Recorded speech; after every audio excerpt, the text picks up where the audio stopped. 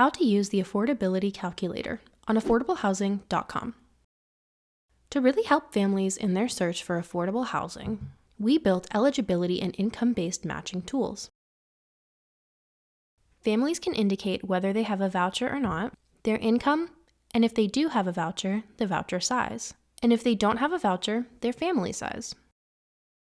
Then we determine who qualifies for what based on Section 8 eligibility criteria that includes payment standards for every housing authority in the U.S.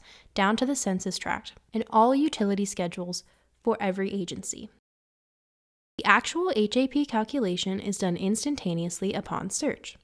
We also do the affordability and eligibility for income-restricted properties. This includes all public housing, tax credit housing, or any income-restricted property down to the unit level. The color codes on the map show what families can afford. Green means affordable or meets income requirements. Yellow is somewhat affordable, and red is less affordable. All waiting lists, all programs, and listings with eligibility appear on the map.